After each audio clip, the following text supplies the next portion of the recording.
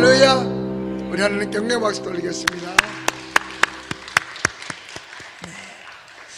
우리 대한민국은 여러분 때문에 지켜지는 줄로 믿습니다. 여러분이 바로 소돔과 고모라에서 주님이 찾던, 하나님께서 찾던 10사람 중에 한 사람이에요. 그러니까 여러분 때문에 우리는 대한민국이 지켜지고 우리 교회가 지켜지고 승리하게 될 줄로 믿습니다. 많은 분들이 뭐 인터넷에 올리고 유튜브에 올리고 그냥 교회를 문을 닫고 그냥 뭐 집에서 예배 드리자. 솔직히 집에서 예배가 되겠어요? 안 돼요. 나도 해봤어요. 집에서 금식도 집에서는 안 돼요. 자꾸 눈이 냉장고로 가.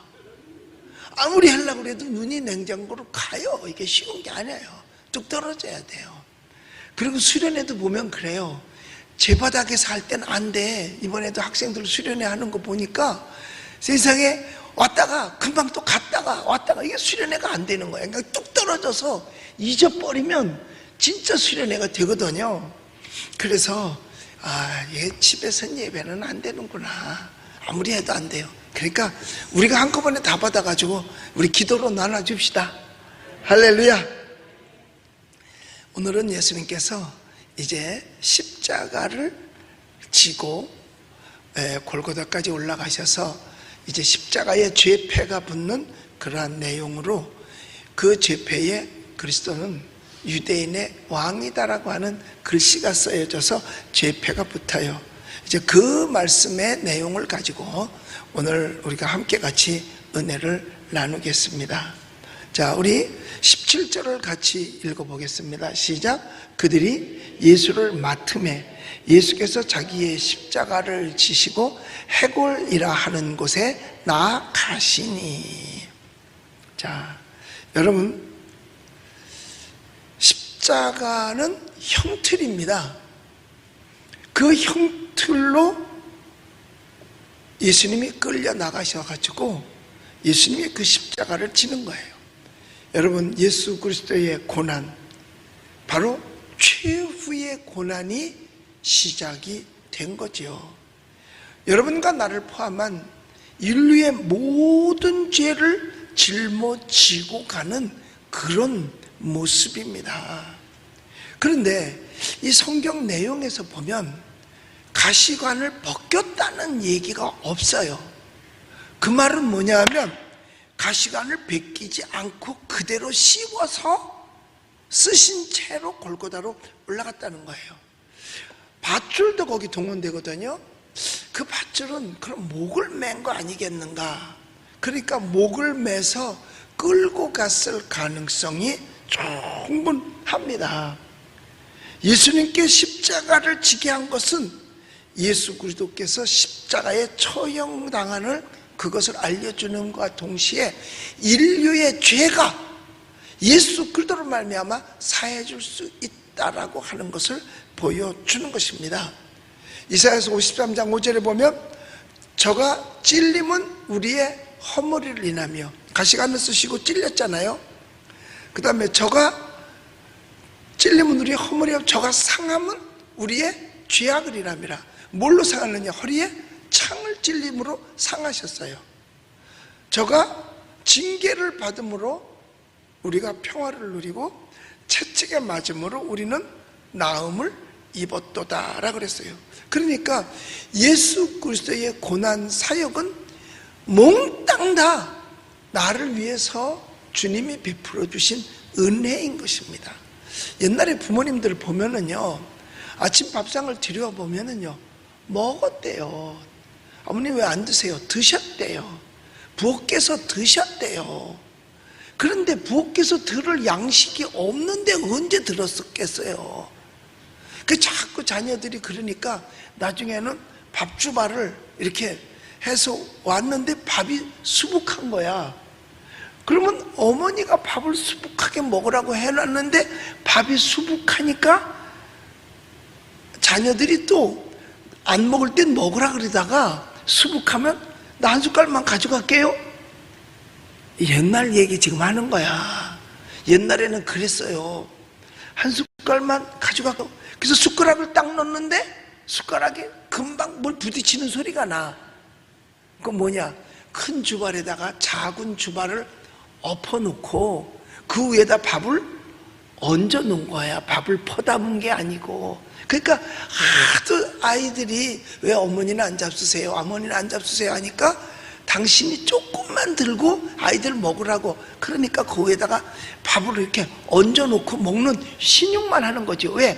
금방 바닥이 드러나니까. 큰 주발에다가 작은 주발 엎어놓으면 그 위에 뭐 밥이 얼마나 놓이겠어요. 그러니까 그 살림 속에서 어머니가 희생하지 아니하면 자녀들에게 돌아갈 밥이 없는 거예요. 마찬가지로 예수 그리스도께서 희생하지 아니하시고는 내 죄값을 청산할 만한 능력이 우리에게는 없는 거예요. 그러니까 예수님께서 당신이 희생을 당하시고 대신 우리의 죄를 청산하기 위한 것이죠. 그런데 왜 하필이면 많이 있는데 골고다냐? 거기는 골고다라고 말하기도 하고 갈보리라고 말하기도 하고, 그리고 그거를 번역하면 해골고예요. 해골. 해골 알죠? 예. 우리는 다 해골이야. 이거 다 해골입니다. 그런데 이것은 악명 높은 사형장이었어요. 그러니까 거기에 사람들이 많이 죽어서 해골이 되니까, 그래서 아마 해골이라고 한 것 같아요. 그게 사형장이죠. 이것에서 사형을 시킴으로 말미암아 하나님의 아들이 아니고 우리와 같은 인간임을 사람들에게 보여주기 위해서 그렇게 한 거예요. 예수는요, 여러분, 하나님이신 줄로 믿습니다. 그 하나님이 육신을 입고 이 세상에 오셨을 뿐이에요.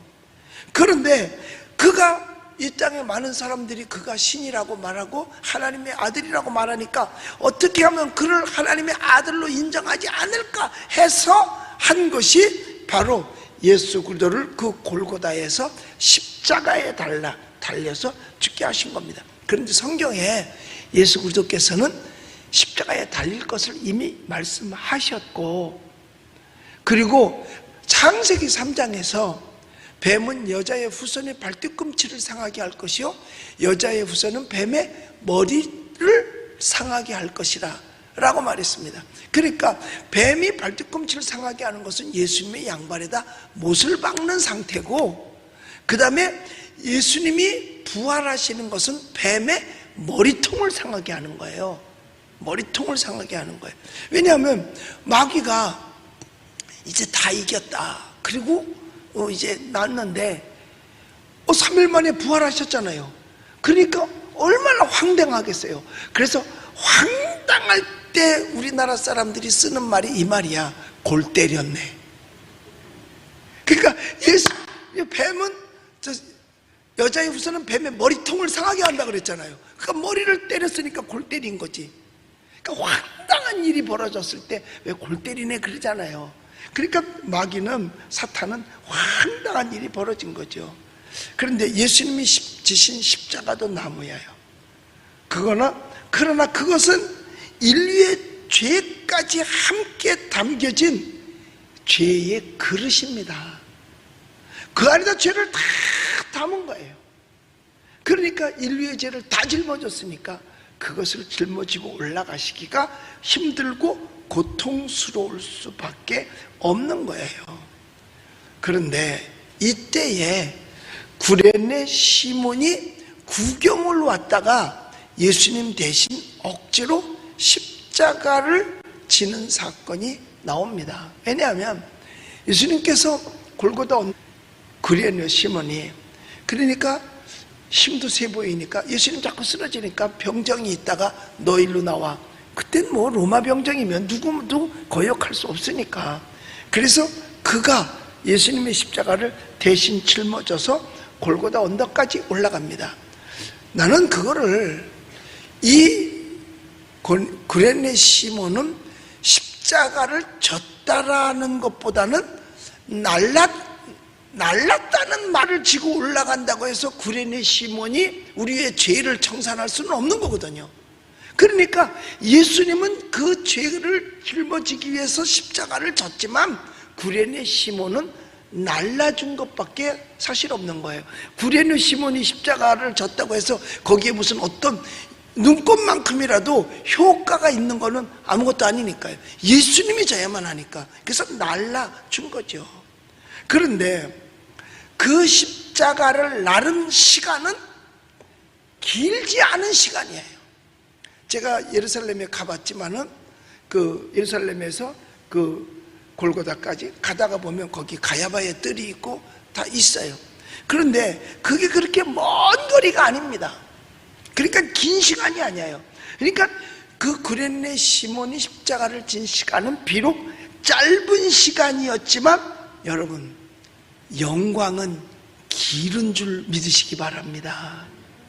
잠깐 동안의 짧은 시간에 졌던 십자가인데 여러분, 아직까지도 구레네 시몬은 모든 사람의 칭송의 대상이 되고, 심지어는 제자들마저도 구레네 시몬의 아내에게 문안하라고까지 할 정도니까요. 루포의 어미에게 문안하라 그랬거든요. 그런데 그 루포가 누구냐 하면 구레네 시몬의 아들이야. 그러니까 루포의 어미에게 문안하라. 그 말은 뭐 구레네 시몬이 뭘 한 거 있다고, 얼핏 보면 별로 한 게 없는 것 같아요. 예수님의 십자가를 날라줬을 뿐이야. 그 시간은 길지도 않았어. 그런데 영광은 세세토록 받게 된 거죠. 나중에 학자들이 구레네 시몬의 후손들을 쭉 이렇게 데이터를 조사해 봤더니 다 잘 됐더래. 어마어마하게 잘 됐더래요. 그냥 뭐 거의가 뭐 박사, 의사, 하여튼 사자는 다 가지고 있었던 거예요. 굉장히 그랬는데 그 예수님 십자가 졌을 때 한쪽에 강도 있었잖아요. 한쪽 강도는 나중 얘기고, 바라바 예수님 십자가에 못 박으라고 외쳤을 때 누구를 풀어주자고? 바라바를 풀어주라 그랬잖아요. 바라바를 풀어줘라. 그런데 그 바라바의 후손도 대가 끊기지 않고 왔다는 거야. 그런데 보니까 이가 다 그저 거지 깡패, 교도소 드나드는 건 저 집 드나들듯이 드나들고 형편없는 집이었다는 거야. 그래서 가장 그래도 그 집안에서 깨끗하고 훌륭하게 된 사람이 학교 선생님이었대요. 그 이상은 없다는 거야. 그러니까 그 집안 학교 선생님이 최고예요. 우리 집안도 학교 선생님이 최고야. 왜냐면 우리 형님이 선생님했거든. 교장 선생님으로 은퇴했으니까. 나도 내가 꿈이 있었는데, 내 꿈이 뭔지 아세요? 나도 교장 선생님이었어. 근데 꿈을 이뤘어요. 은평제일교회 교회학교 교장 선생님. 내가 꿈을 이뤘잖아요. 그러니까 예수 그리스도를 주의 일의 협력자죠. 그러니까 예수님이 져야 될 십자가를 그걸 힘이 세니까 날라준 주님의 일의 협력자임에도 불구하고 협력자만 돼도 이렇게 영광을 누리는데 길게 누리게 될 줄로 믿습니다. 사실 그렇잖아요. 요즘도 보면 사실 우리 대야 IMF가 오든 빚을 지든 그냥 조금 버티면 죽을 때까지는 살아. 그런데 계속해서 빚을 져서 나중에 정말로 짐바브웨나 또 어디 베네수엘라 같이 돼버리면 우리의 후손은 영광이라는 것을 구경할 수가 없는 거예요. 영광을. 정말 안타깝죠. 이번에도 우리 지금 무슨 병이, 요새 뭐가 돌아서 우리 마스크 썼지? 코로나. 그놈의 코로나 때문에 지금 마스크를 쓰고 다니는데, 우리나라에서 제일 잘하는 게 뭐냐 하면 골든타임이야. 이 정부 들어서 골든타임을 제일 잘해. 빨리 일을 해가지고 빨리 끝내면 나중에 힘 안 들는다. 근데 이 코로나 바이러스는 언제가 골든타임인 거야? 아직도 골든타임이 아닌가 봐. 그래가지고 결국 다 놓쳐가지고 지금 태국은 말도 못하고요. 지금 우리 대한민국 건국 이래 주일날 예배를 공식적으로 없애버린 날은 이번 돌아오는 주일이 이제 많은 교회들이 안 한대요. 그게 처음이야, 처음. 6.25 전쟁 때도 전쟁의 피란 가운데도 예배는 드렸거든요. 그리고 인민군이 쳐내려 왔는데 미처 피난 못 간 사람들 있잖아요. 그 사람들도 주일날 모여서 예배를 드렸다는 거야.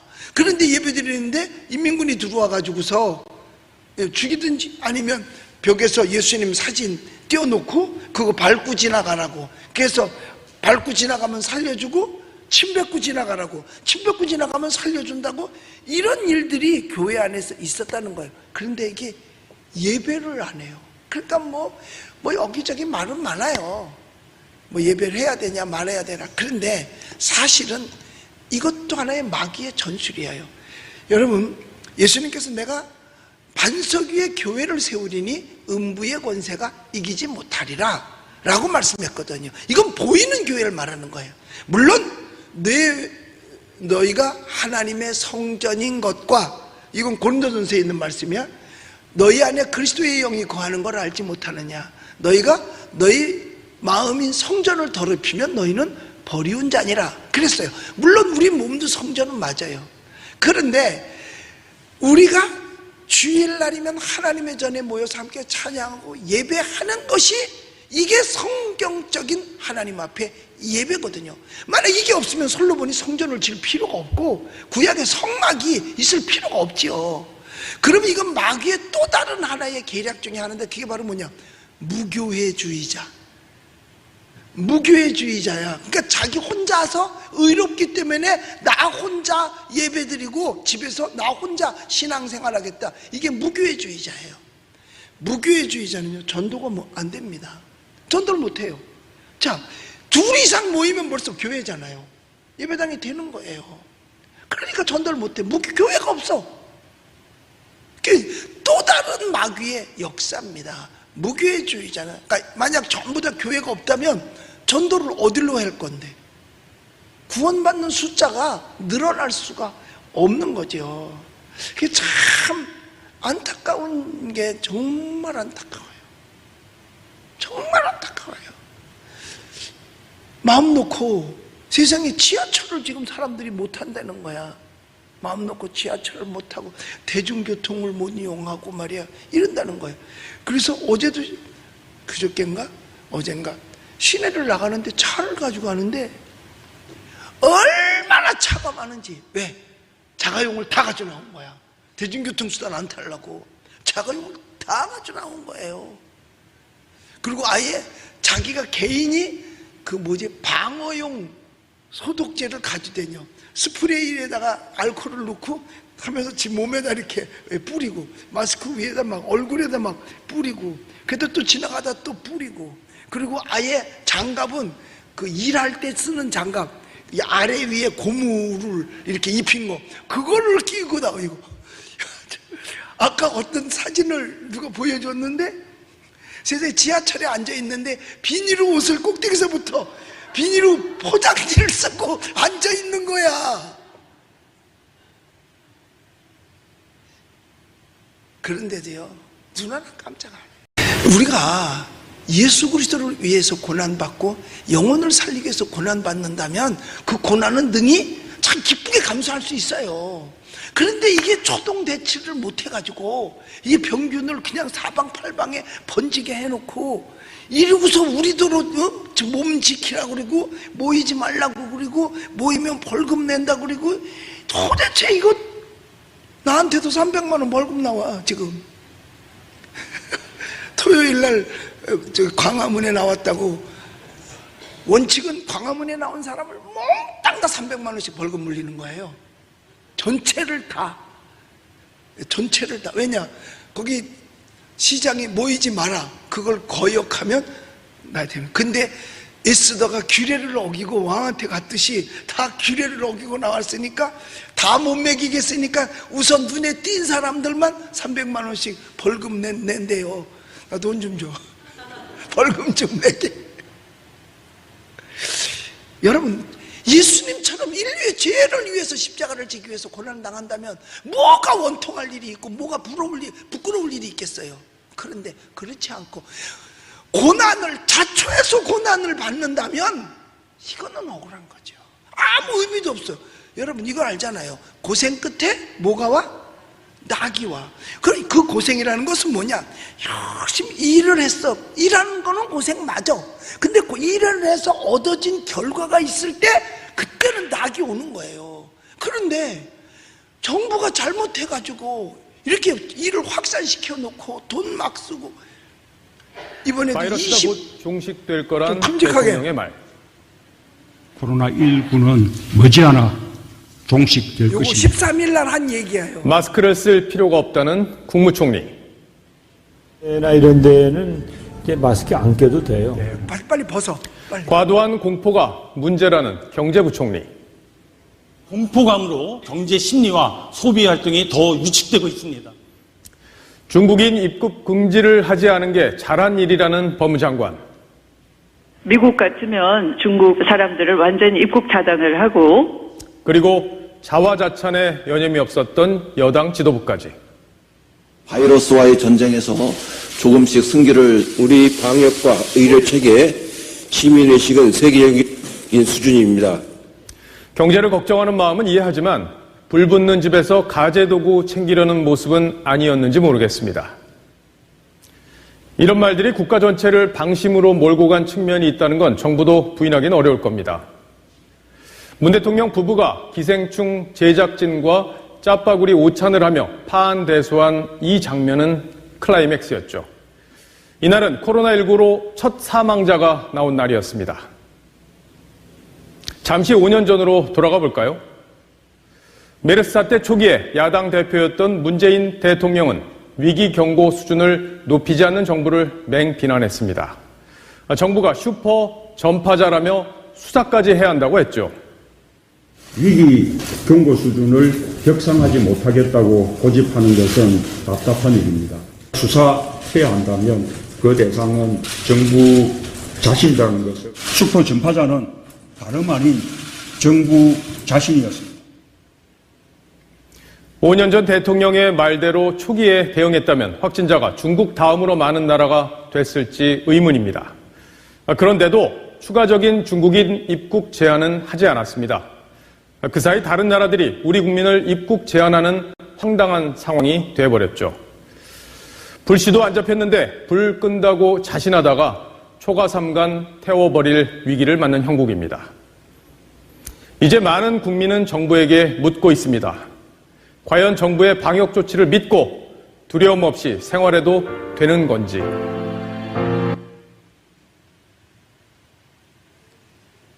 여러분들 자유야. 두려움 없이 자유롭게 생활하는 것도요. 이것이 뭐냐면 처음부터 원하는 대로 중국인 입국을 딱 끊었으면 일주일이면 해결해요. 우리나라 사람들은요, 한다면 해요. 왜냐면 옛날에 금모기 할 때도 보세요. 한다면 하잖아. 우리는요, 딱 하고 전 국민한테 우리 일주일만, 오늘부터 일주일만 바깥에 나오지 말고, 학교는 어차피 안 가는 거니까. 그리고 딱 하고 월요일 날서부터 토요일까지 그 주일날은 다 교회 가십시오. 그랬더라면 다 해결되는 거예요. 그런데 오늘도 수천 명이 중국 사람이 들어왔어요. 그 사람들은 와서 2박 3일 있다가, 대한민국 볼 게 많지 않으니까 2박 3일 있다가 다 먼지 떨어놓고 병균 때려놓고 가면 끝이야. 그러니까 그 사람들을 만난 사람들이 누가 누굴 만난지 어떻게 알아요? 저 길거리에 세종로에 길거리에 있는데 한복 입은 애들이 왜 그 광화문 거기에 경복궁 들어가려고 그 지키려들고 얼른 뒤로 이렇게 갔어요. 왜냐면 가까이 했다가 나한테 후회할까봐. 그러면 침이 날라오는 게 많이 힘들다 그러잖아요. 그게 다 걸린대잖아요. 그래서 내가 피했다니까. 내가 여자를 피해보기는 어저께가 처음이었었어. 나는 여자가 오면 절대로 안 피해. 더 가까이 가면 갔지. 근데 피했다고요. 왜 그랬을까? 그런 고난은 우리에게 유익한 고난이 아니기 때문에 그래요. 그런데 여기서 이 구레네 시몬은 그 고난을, 예수 그리스도의 십자가의 고난을 날라다 주든 지구 갔든 어떻게든지 간에 그 고난을 귀히 여겼던 거예요. 만약 그 구레네 시몬이 그 고난에 대해서 투정하고 원망하고 불평했다면 그 뒤에 영광은 없었을 거예요. 그런데 그걸 다 감수했다는 있다는 얘기죠. 여러분, 그래요. 우리가 예수 그리스도의 십자가의 고난을 함께 할 수 있는 저와 여러분들이 되시기를 예수님의 이름으로 축복합니다. 그러니까 어떤 고난이라 할지라도 기꺼이 견뎌야 하는 거는 맞아. 견뎌야 하는 거는 맞아요. 그런데 이왕 견디면 견딘 뒤에 어떤 보람과 이런 것이 있어야 되지 않겠나 하는 거죠. 자, 여기 우리가 18절 같이 한번 읽어봅시다. 시작. 그들이 거기서 예수를 십자가에 못 박을세 다른 두 사람도 그와 함께 좌우편에 못 박으니 예수는 가운데 있더라. 그래서 저는 이 말씀을 생각할 때마다 골고다 언덕에는 십자가가 3개가 서 있잖아요. 예수님이 가운데 있었고 양쪽에 또 두 강도가 있었단 말이에요. 근데 저는 항상 거기를 3개로 보지 않고 4개로 보고 있어요. 하나는 내 십자가. 너 거기 있다. 그런데 가운데 예수님이 있을 때 한 강도는 예수님 앞에 뭐라고 하냐, 내려와라. 너도 땅에 내려오고 능력 있으니까 우리도 내려줘라. 근데 한쪽 강도는 우리가 벌 받는 건 강도니까 마땅하다. 이분은 벌 받아야 될 분이 아니다. 그러면서 나를 기억해 달라고 믿습니다. 그럴 때 그 한 사람은 구원을 받고 한 사람은 영원한 지옥으로 가는 거죠. 구원을 받지 못하는 거죠. 그런데 여기에서 또 하나의 십자가는 내 십자가가 또 하나가 있는 거야. 내가 주를 위해서 그 옆에 달렸을 때 나는 어떤 십자가를 짊어지고 매달려 있는가? 내게 맡겨주신 거 교회에 있는가? 가정의 가족들이었는가? 나는 무엇을 위해서 십자가를 졌는가? 나라였는가? 그런 십자가를 진 우리가 하나가 더 있는데 그게 내 십자가가 아니겠는가? 십자가의 무게는 뭐 그들도 똑같은 십자가니까 무게는 다를 거 없겠죠. 그러나 그들은 십자가를 졌을 때 한 사람은 멸망의 길로 갔지만 결국은 괴로워하다 갔죠. 십자가는 예수 그리스도의 십자가여야 하고 그 십자가 속에는 말씀이 있어야 하고 회개가 있어야 되는 거죠. 예수는 우리 죄를 속하기 위해서 진 것이고 그들은 자기 죄 때문에 진 것입니다. 우리는 죄 때문에 십자가를 져서는 안 되고 우리는요, 왜? 이미 예수님이 내 대신 죄 때문에 십자가 져 주셨으니까 이제 우리는 예수님이 십자가를 날라다 주시듯이 이 땅에서 예수께서 십자가 지기 위해서 하신 일이 뭐냐 이거죠. 영혼을 살리는 일. 그래서 여기서 구레네 시몬이 십자가를 들고 날라다 줬던 어떻게든 골고다까지 간 것은 인류의 영혼을 위해서 한 일이기 때문에 우리도 한 영혼이라도 예수님께서 구원에 온다면 우리는 그것이 십자가였고 그 십자가를 짊어지고 똑같이 예수님처럼 골고다로 올라간, 즉 구레네 시몬과 똑같은 일을 하게 된 거라는 거죠. 구레네 시몬은 사람을 데리고 올라간 것이 아니라 십자가를 데리고 올라갔는데 그 십자가는 인류의 구원을 상징하는 거니까 우리가 한 영혼을 구원해내면 그게 십자가를 진 거예요. 그러니까 제가 그런 얘기하죠.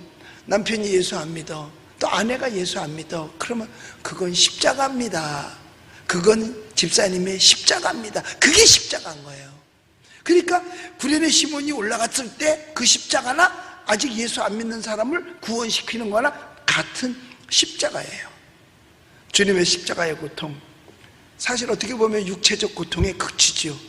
그래서 그때 예수님이 십자가에서 당한 고난을 생각하면 우리도 어렵고 힘들 때는 바로 십자가에 달린 예수님을 한번 쳐다보자고요. 생각으로라도.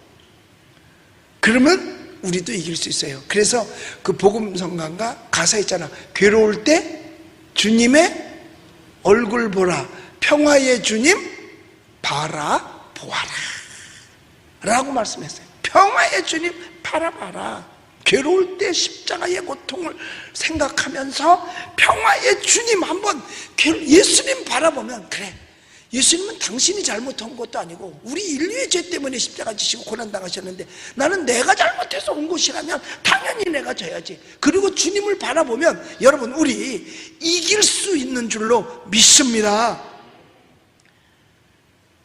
십자가에서 온 강도 내려가고 싶어서 살고 싶어서 살아봤자 뭐해? 또 죽을 텐데. 인간은 살기를만 바랍니다.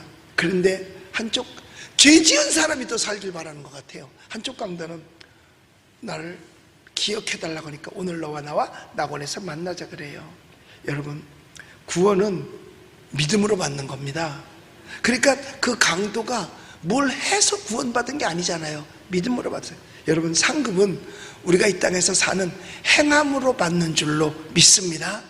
그러니까 구원은 믿음으로 받고 축복은 행함으로 받는 거예요. 그런데 한쪽 강도는 받을 상이 없죠. 왜냐? 사실 살면서 걔가 주를 위해서 한 일은 아무것도 없으니까 오직 믿었으니까. 그래서요 예수 믿고 구원받는 거는 오늘 믿어도 오늘 구원받을 수 있다니까. 그러니까 한 영혼이라도 와서 예수 믿게만 한다면 그를 구원시킬 수 있는 겁니다. 자, 그 다음에 우리 19절 같이 읽겠습니다. 시작.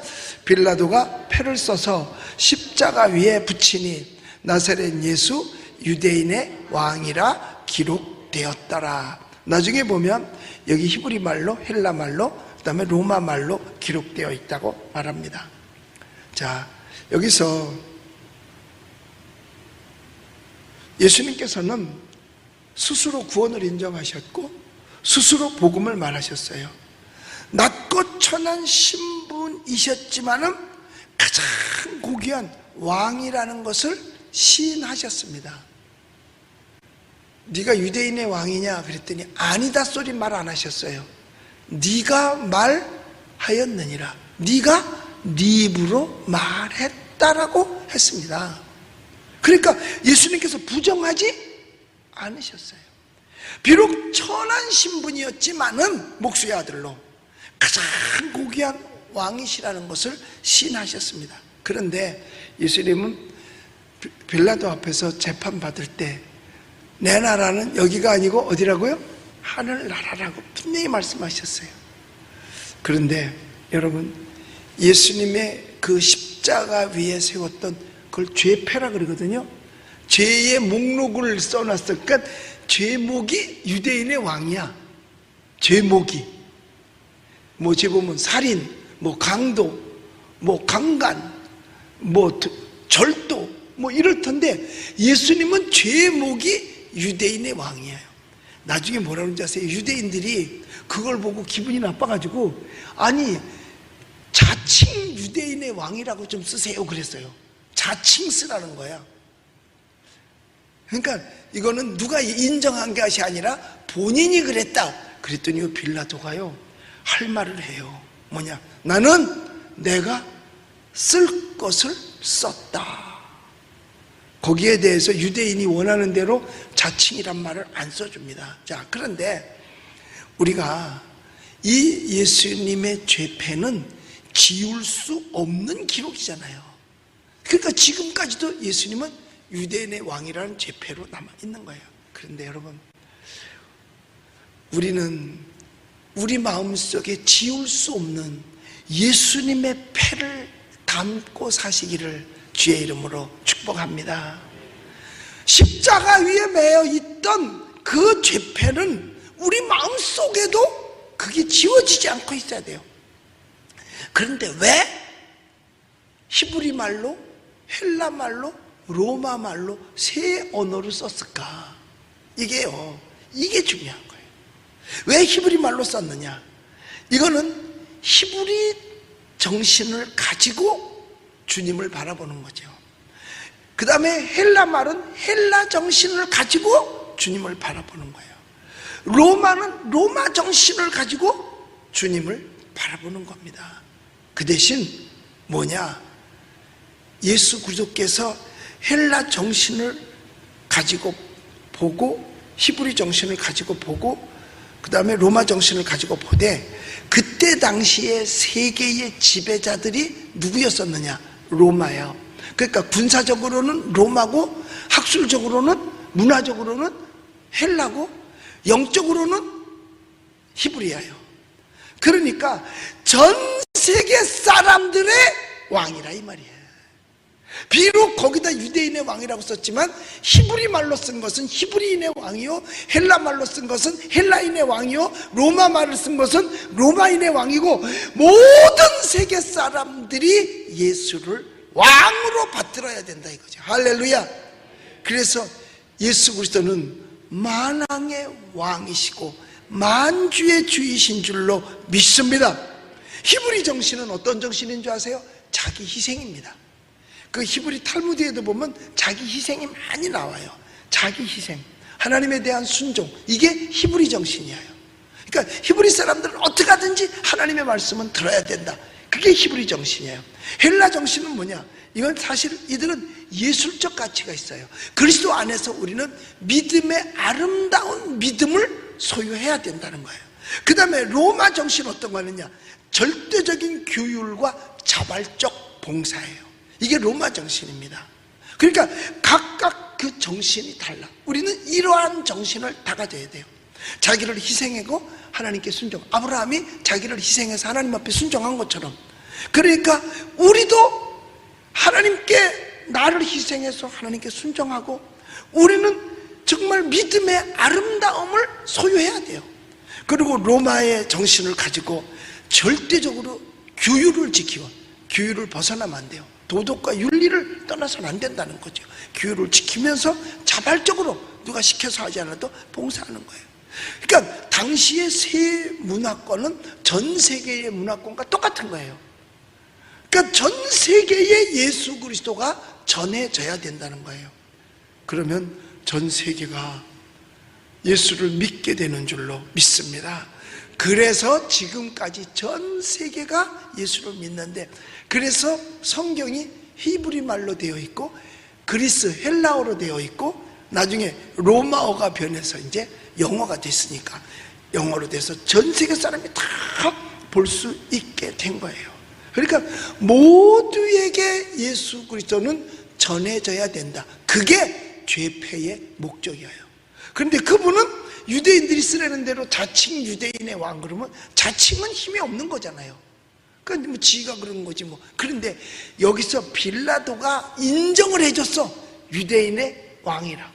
그러면서 히브리 말로, 헬라 말로, 로마 말로 쓰므로 말미암아 전 세계 사람이 그를 왕으로 섬겨야 될 뿐만 아니라 그를 믿어야 될 것을, 이것이 예언적으로 강조해 준 것입니다.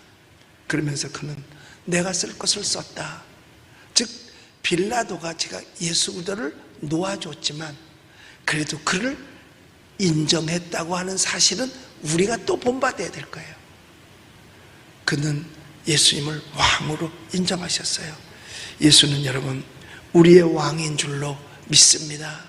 우리의 왕된 예수님을 끝까지 우리는 환난과 핍박 중에도, 어려움과 혼란 속에도 믿고 의지하고 섬길 수 있는 저와 여러분들이 되시기를 예수님의 이름으로 축복합니다.